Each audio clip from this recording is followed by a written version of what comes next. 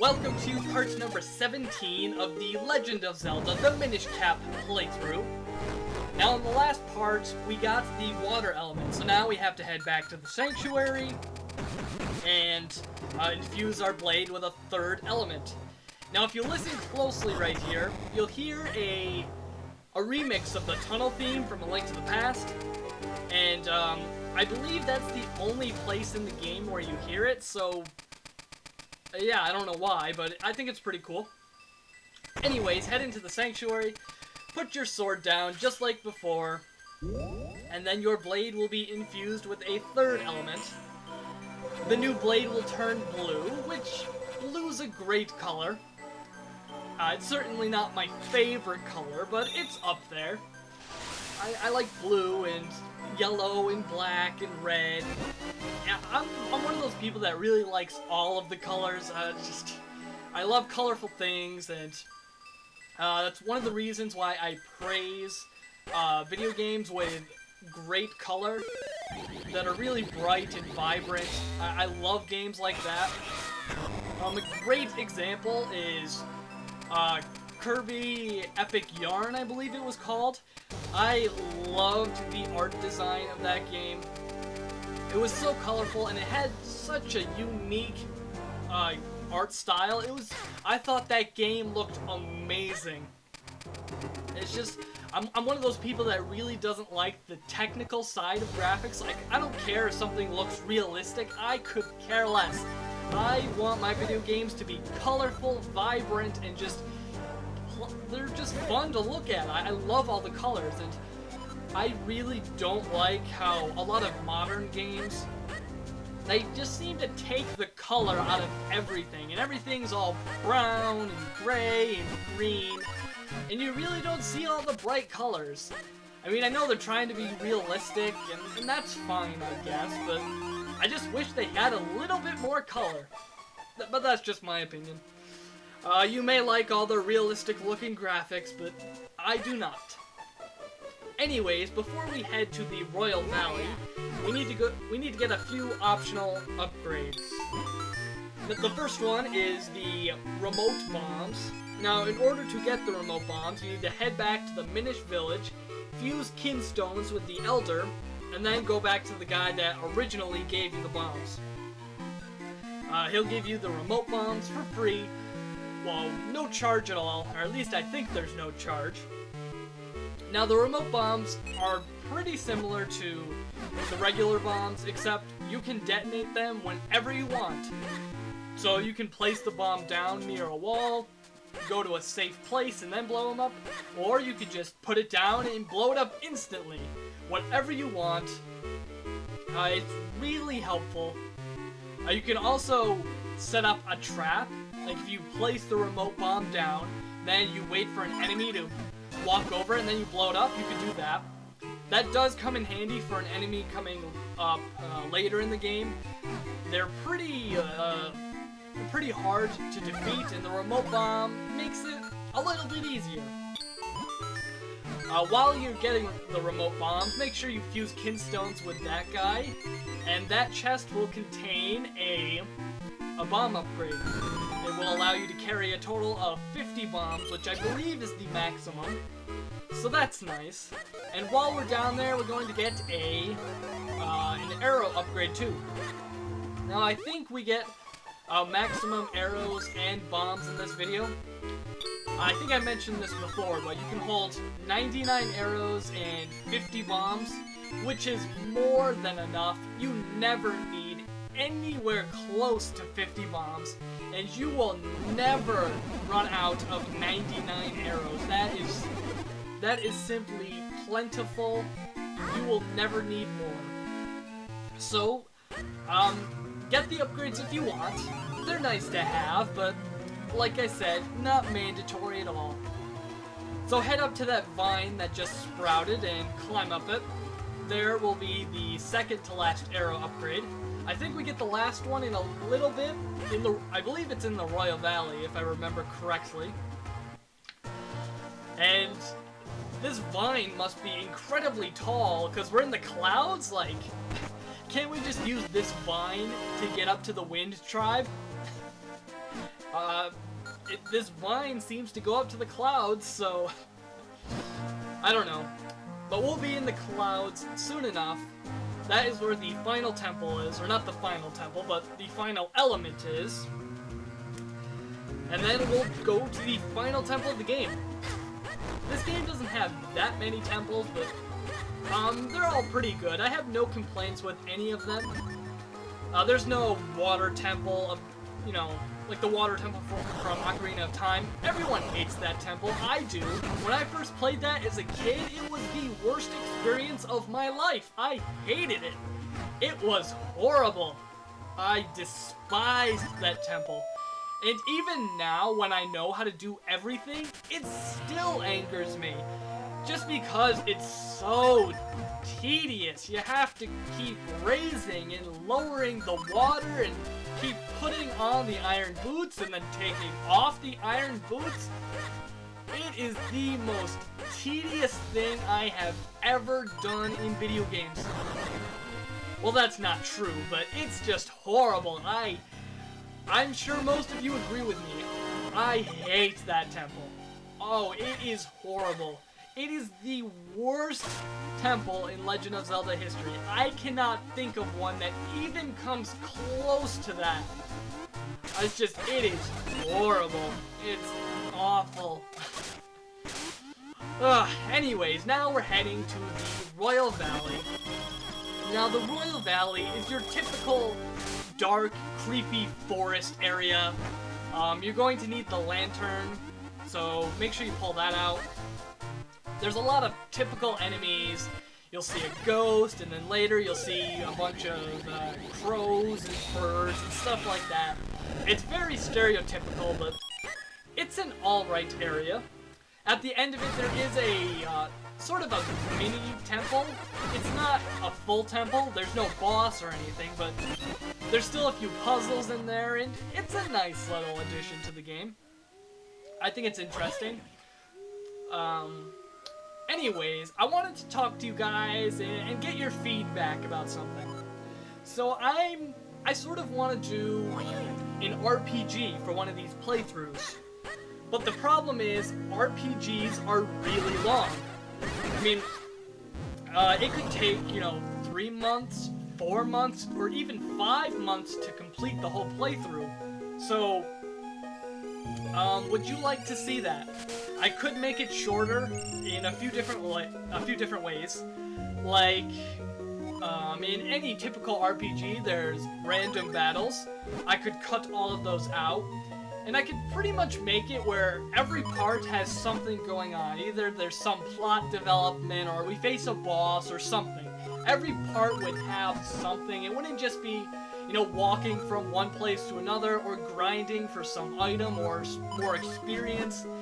It wouldn't be like that. I'd try to make it where every part has a bunch of different things going on, or at least something.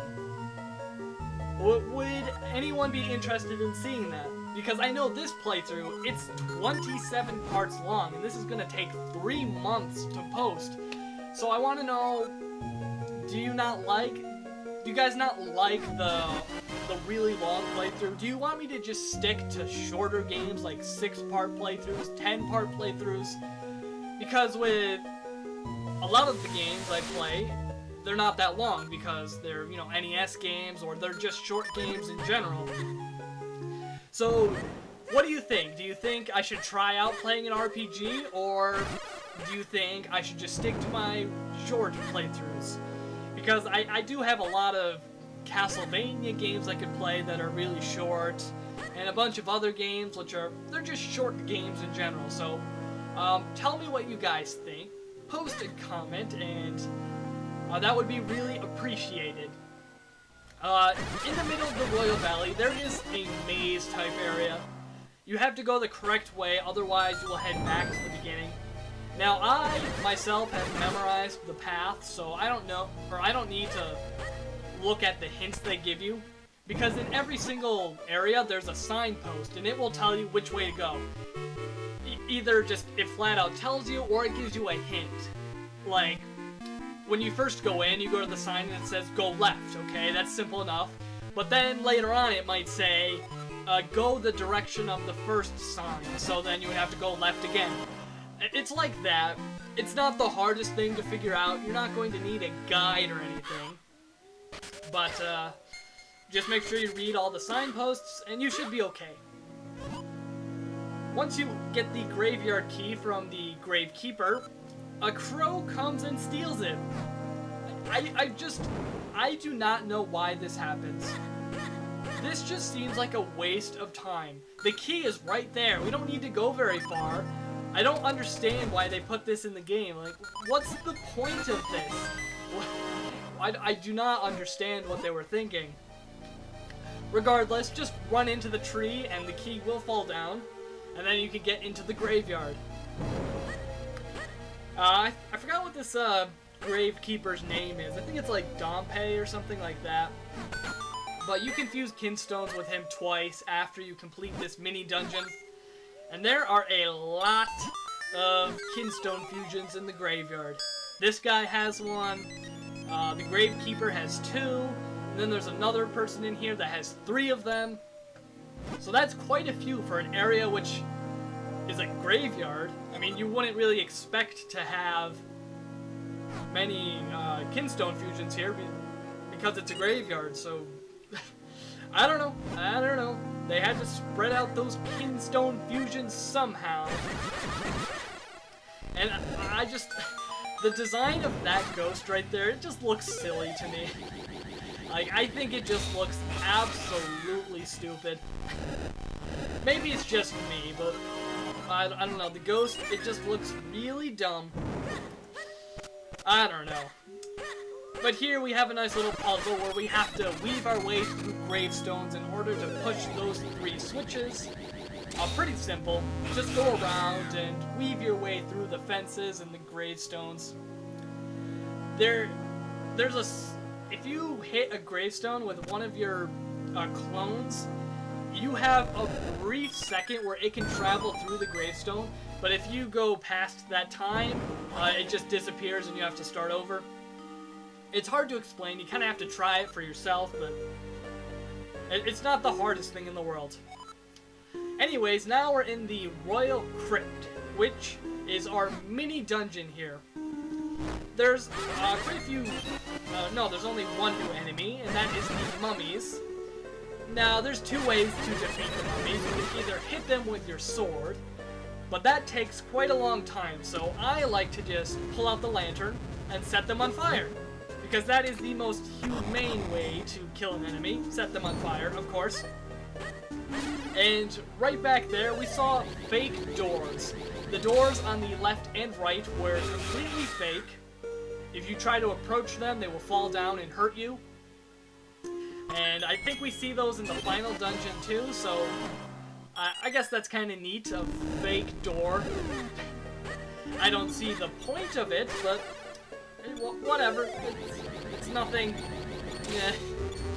I have no opinion on it, let's say. So in this final room, we have 2 mini puzzles. Nothing too stressful. It's just a few puzzles with you and your clones. Grab the 2 small keys, and then watch out for those snakes, because they will take a 1/4 heart away from you. Ouch! 1/4 heart. How will I survive? And I think there's some trap in this. Oh yeah. Once you light all the candles, 2 mummies will appear. Take them out. They're pretty simple. I thought that was one of the rooms where the tiles come up from the floor and they come at you, but I'm pretty sure those are only in A Link to the Past. Have they appeared in any other Legend of Zelda game? I can't think of one. Does anybody know for sure?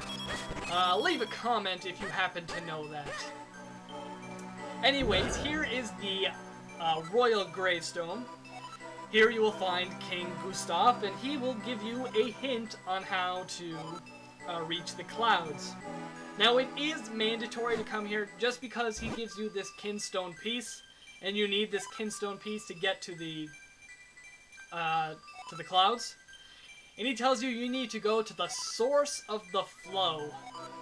And if you're thinking correctly, or you understand what he says, or you've played the game before, I don't know, you would figure out that you need to go to the waterfall. You know, it's the source of the flow, kinda, like it's the start of the river, I guess. Like, I don't know, it makes sense in a way, but I just feel like they could have given me a better clue.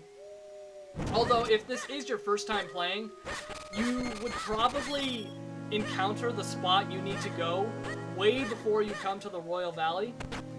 You'll probably encounter the wall where you need the Kinstone piece, and then you would realize once you got here that that Kinstone piece goes to that wall, and that's what happened to me on my first playthrough anyway. I don't know what happened to you guys, or if you've never even played this game before, but that's what happened to me, because I'm one of those people that really likes to explore their games. Like, if someone tells me to go do something, I'll do it, but I like to explore first. I like to see what my options are, see if there's any optional upgrades, health upgrades, anything like that. I like to look for those and try to find everything I can. And I know some people just like to do the main quest, do whatever people tell you to do and just do it right away, but I like to explore. Now, the ghost in here has 3 Kinstone fusions, so I decided to speed it up because it's not really mandatory to see me go in and out 3 times. And none of these Kinstone fusions are all that important. I think they all lead to rupees. Maybe some of them lead to mysterious shells, but there's no heart pieces or anything like that. So yeah, make sure you fuse with her multiple times. But we're running out of time, so that is the end of this video. I look forward to seeing you in part 18. And until next time, this is UAA signing out. I'll see you guys later.